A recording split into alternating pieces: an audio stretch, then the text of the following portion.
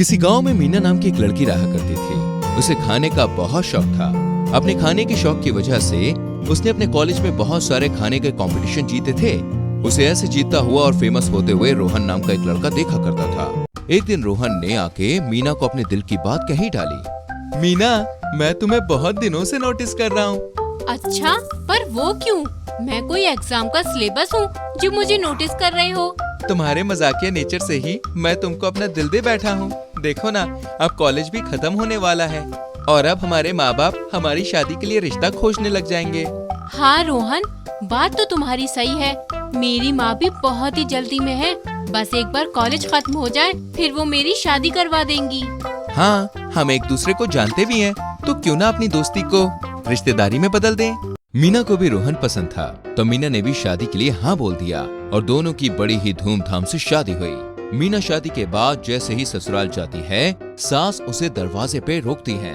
अरे रुको बहू, अभी अंदर मत आना।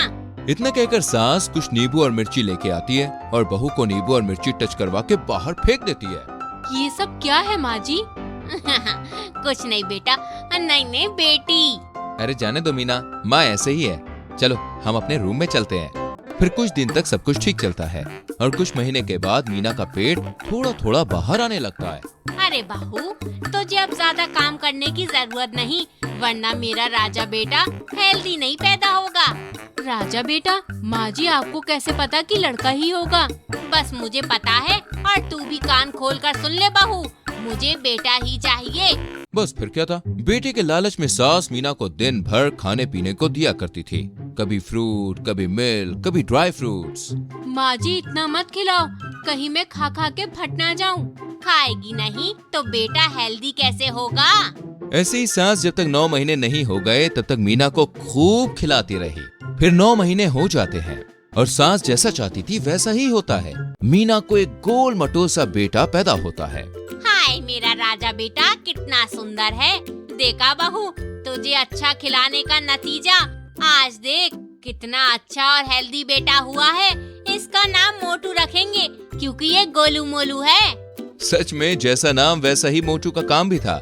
बचपन से ही वो रोज 5 बोतल भर के दूध पिया करता था। धीरे धीरे मोटू 7 साल का हो जाता है और उसकी भूख भी उसकी उम्र के जैसी बढ़ती ही जा रही थी।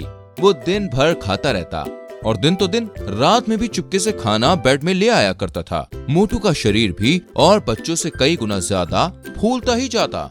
एक दिन मोटू के हाथ से केला गिर जाता है। मोटू गलती से उस पर पैर रखकर लुढ़क कर गिर जाता है। हाय माँ जी, ये देखिए मेरा बेटा दिन पर दिन फुटबॉल होता जा रहा है। तो भी ना मेरे पोते को नजर लगाती रहती है पूरा दिन। अरे मैं नजर क्या लगाऊंगी, मुझे भी अपने बेटे की उतनी ही चिंता है जितनी आपको। ज्यादा मोटा होना अच्छी बात नहीं है मम्मी जी। तू चिंता मत कर, धीरे धीरे अपने आप ठीक हो जाएगा।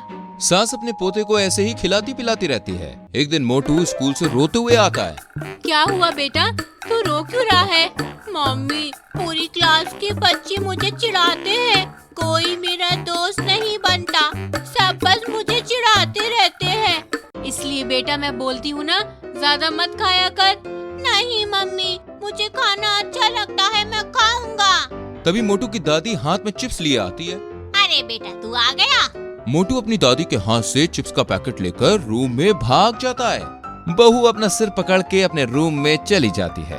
अरे मोटू बेटा, आओ, अपनी दादी के गोद में बैठकर बातें करो।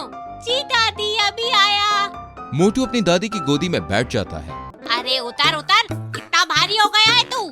मोटू दादी की गोदी से उतर जाता है। अरे बाप रे, मर गई रे। बहू को मोटू के स्कूल से कॉल आता है। अरे कौन है बहू? आपके शुभ चिंतक, ये लीजिए, बात कीजिए। हेलो, कौन? जी मैं मोटू की टीचर बोल रही हूँ। हाँ हाँ बेटा, बोलो बोलो, कैसा है मेरा पोता पढ़ने लिखने में? वो पढ़ाई क्या करेगा, दिन भर तो वो खाता ही रहता है। वो रोज पेट दर्द का बहाना करके क्लास में रुककर सारे बच्चों का लंच खा लेता है और आज तो उसने मेरा लंच भी नहीं छोड़ा। जी माफ कर दीजिए, बच्चा है, धीरे धीरे समझ जाएगा। दोबारा उसने ऐसी हरकत की तो हम उसे स्कूल नहीं आने देंगे। जी बेटा, माफ कर दो, अगली बार से नहीं होगा। सुन लिया अपने पोते की तारीफ। अरे बच्चा है, धीरे धीरे समझ जाएगा, इसमें इतनी कौन सी बड़ी बात है। हे भगवान, पता नहीं क्या होगा मेरी सास और मेरे बेटे का, प्लीज उसकी रक्षा करना। धीरे धीरे मोटू और भी मोटा होता जाता है और उसकी तबीयत भी खराब होने लगती है। मोटू को बेड से उठने में भी प्रॉब्लम होने लगती है। हे भगवान, क्या हो गया मेरे बेटे को, कोई डॉक्टर को बुलाओ रे। उसके बाद मीना जल्दी से कॉल करके डॉक्टर को बुलाती है।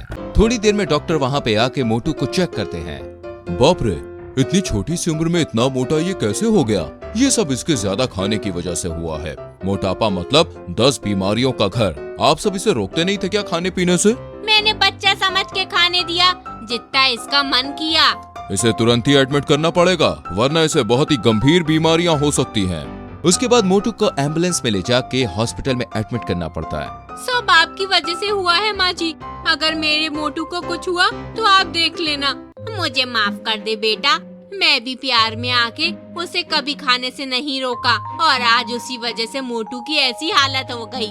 फिर उसके बाद दोनों सास बहू मंदिर में जाके मोटू के लिए प्रार्थना करने लगते हैं और भगवान भी उनकी सुन लेते हैं। कुछ दिनों में मोटू को हॉस्पिटल से डिस्चार्ज कर दिया जाता है। माँ, मुझे क्या हुआ था? इतने दिन से हॉस्पिटल में क्यों था मैं?